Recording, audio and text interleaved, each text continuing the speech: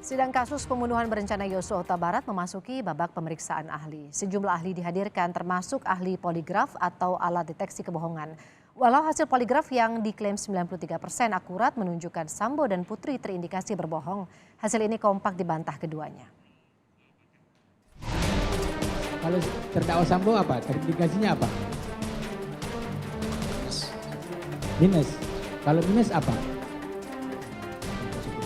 Terindikasi, sebutin aja besar, tidak apa-apa, kamu ahli kok. Terindikasi berbohong. Kalau terdakwa Putri, terindikasi berbohong. Terindikasi berbohong. Itulah kesimpulan hasil tes kebohongan yang dilakukan penyidik terhadap terdakwa Ferdi Sambo dan sang istri, Putri Chandrawati. Tak hanya Sambo dan Putri, uji kebohongan juga dilakukan terhadap 3 terdakwa lain, yakni Richard Eliezer, Ricky Rizal, dan Kuat Ma'ruf. Selain Sambo dan Putri, hasil tes kebohongan terhadap terdakwa Kuat Ma'ruf juga diindikasi berbohong. Ahli poligraf Aji Febrianto menyebut keakuratan alat poligraf mencapai 93%. Sementara 7% sisanya tergantung kepandaian si pemeriksa. Artinya, semakin pandai si pemeriksa, tingkat keakuratannya pun semakin tinggi. Ahli juga menyebut jika selama ini belum ada orang yang berkata jujur namun terindikasi berbohong. Bisa enggak orang jujur ya, telah terdeteksi bohong? Mungkin enggak? Selama ini belum pernah, Yang Mulia. Misalkan orang itu dalam kondisi ketakutan sama pemeriksa. Untuk kondisi ketakutan, mohon izin Yang Mulia, berarti kan mohon izin, kalau untuk kondisi ketakutan berarti nanti ujungnya kan grogi, Yang Mulia. Ya. Nah, kalau untuk grogi biasanya dari pemeriksaan ini, dari metode yang kita gunakan adalah metode Utah Yat-City. Metode Utah Yat-City ini terdiri dari 11 pertanyaan. Di setiap pertanyaan itu ada spot-spot grafik. Nah, biasanya kalau orang sepengalaman kami, kalau orang ini grogi, itu biasanya setiap spot ini akan muncul grafik-grafik grogi tersebut, Yang Mulia. Namun hasil tes yang menyatakan indikasi berbohong kompak dibantah Sambo dan Putri. Sambo menolak hasil tes poligraf dijadikan bukti di persidangan. Sambo juga keberatan pertanyaan yang diajukan kepada Putri yang dinilai tidak sesuai dengan perkara pembunuhan berencana seperti yang didakwakan. Salah satu pertanyaan yang diajukan, apakah Putri berselingkuh di Magelang dengan Yosua? Kami ingin menyampaikan bahwa sangatlah disayangkan dalam pembuktian yang dilakukan oleh Puslap 4 ini hanya berdasarkan isu kemudian titipan penyidik. Ahli harusnya mengetahui dampak yang ahli berikan terhadap hasil ini kepada keluarga saya. Tapi inilah faktanya, Yang Mulia. Tidak ada hubungannya dengan perkara 340 ahli tanyakan ke istri saya. Setali 3 uang, Putri juga menyatakan keberatan. Putri mengaku melakukan tes kebohongan karena takut dianggap tidak kooperatif. Saya menyampaikan ke berdua yang bertanya, saya tidak sanggup karena saya tidak mau ceritakan tentang kejadian kekerasan tersebut. Namun salah satu pemeriksa menyampaikan ibu harus menceritakan karena ibu sudah di sini. Kalau tidak salah itu yang menyampaikan adalah Bapak Aji sendiri. Saya menangis karena di dalam ruangan itu hanya ada 2 orang pria. Saya harus menceritakan peristiwa kekerasan seksual yang saya alami tanpa dibimbing oleh psikolog atau wanita di dalam ruangan tersebut. Baik. Dan saat itu saya hanya bisa menangis, tapi diminta untuk melanjutkan. Dan saya melanjutkan karena saya takut dibilang tidak kooperatif dalam pemerintah. Berbohong atau tidak, semua bergantung pada keputusan majelis hakim di akhir persidangan. Setelah jaksa selesai menghadirkan saksi untuk membuktikan dakwaan, selanjutnya giliran kuasa hukum menghadirkan saksi untuk meringankan para terdakwa dari dakwaan utama, yakni pembunuhan berencana. Tim Liputan, Kompas TV. Salah satu yang jadi sorotan dari persidangan pembunuhan berencana Brigadir Yosua pekan ini adalah hasil tes poligraf atau uji indikasi kebohongan para terdakwa. Putri Chandrawati punya nilai terendah yang artinya ia terindikasi berbohong. Lalu apakah hasil tes poligraf ini akan jadi pertimbangan hakim untuk memutus perkara? Kita ulas bersama dengan mantan hakim Profesor Gayus Lumbun. Selamat siang Prof, dengan Woro di sini. Terima kasih sudah bergabung. Prof, kita saksikan bersama sidang Rabu kemarin, Putri punya nilai -25, kemudian disusul oleh Sambo -18. Ahli poligraf menjelaskan skor tes kebohongan masing-masing terdakwa, ini indikasi berbohong seperti itu. Lalu sejauh mana Prof hasil tersebut tuh bisa memengaruhi keputusan hakim nantinya? Bagi pandangan saya, poligraf itu tidak masuk sama sekali di ketentuan mengenai sahnya sebuah alat bukti menurut undang-undang. Tetapi poligraf ini memang bisa dimasukkan melalui atau menumpang dengan salah satu dari 5 alat bukti yang sah. Pendapat saya adalah melalui ahli.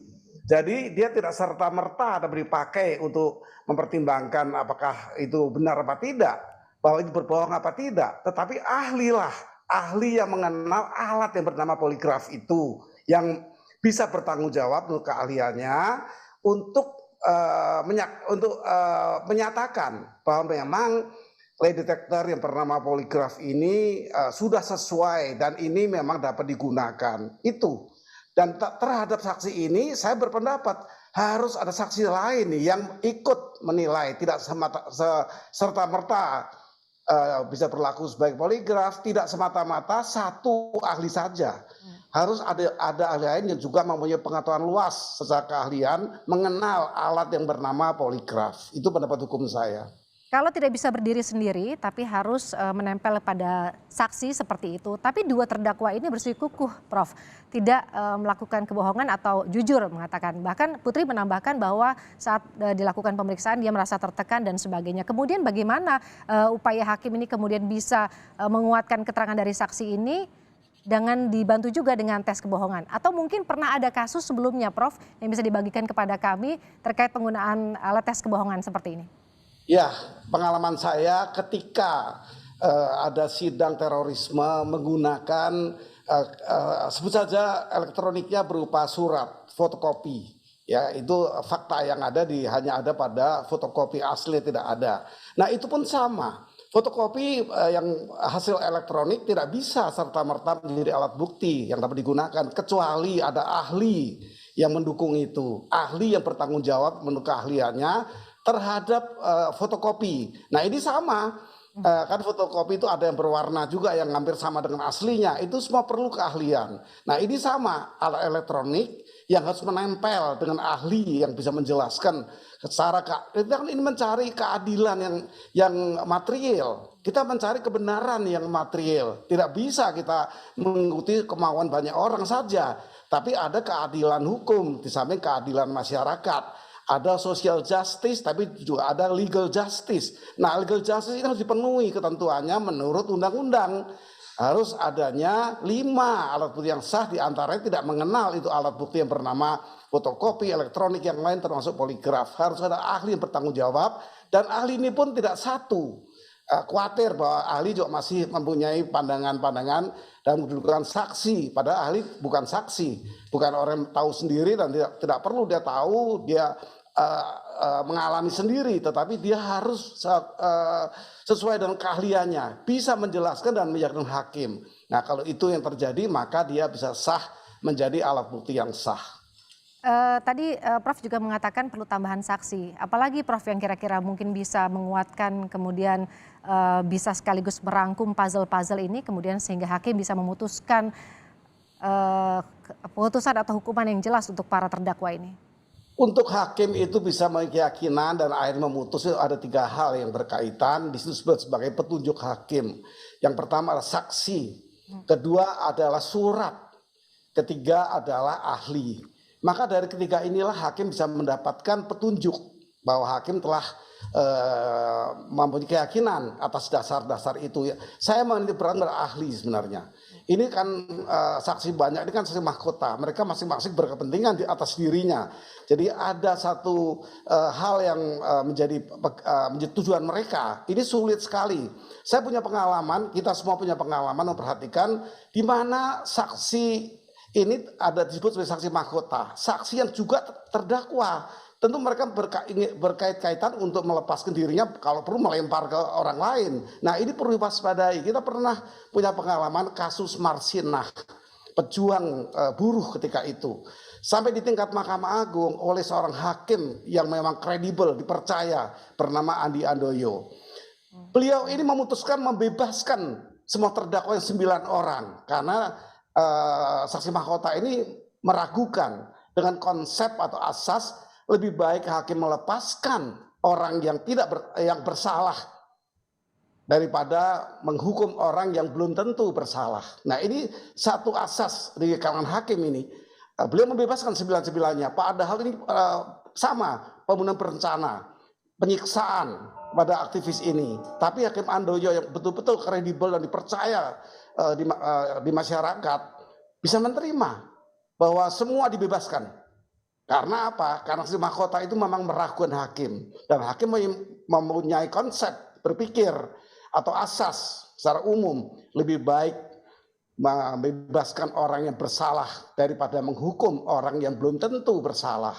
Baik, kalau begitu apa yang kemudian harus bisa dicermati dari kesaksian para saksi yang sudah kemudian berjalan selama 1 pekan kemarin, Prof, agar kemudian juga hakim bisa memberikan keputusan yang mungkin dianggap juga oleh orang awam yang sekarang melihat semua kasus ini menjadi besar begitu, dianggap adil, Prof? Yang pertama saya katakan jangan terpaku dengan keadilan sosial. Semua orang mengharapkan menurut pandangannya secara umum. Tetapi ada legal justice. Dan ini keadilan dalam konsep fair trial harus adil untuk semua pihak. Adil untuk korban, adil untuk pelaku, dan adil untuk negara. Negara ini negara hukum. Jadi tidak bukan negara yang tidak terkontrol sehingga publik dibiarkan untuk beramai-ramai sependapat, tidak begitu. Tapi pandangan saya tadi 3 hal petunjuk hakim tadi harus ada saksi yang independen, saksi yang betul-betul tahu. Bahkan sekarang diperluas oleh Mahkamah Konstitusi, saksi yang tidak langsung mengalami pun kalau dia punya akses yang berkaitan dengan perkara ini, dia boleh menjelaskan sebagai penjelasan saksi. Kemudian ahli ini juga saya anggap orang paling tidak ada kaitan, ya tidak ada sesuatu keinginan atau terkait. Saksi netral menurut keahliannya, baru hakim itu bisa mempunyai keyakinan di hatinya dan putusan apa yang akan diberikan sesuai dengan keadilan menurut keyakinan hakim. Baik, terima kasih Profesor Gayus Lumbun sudah bergabung di Kompas siang hari ini. Salam sehat, Prof.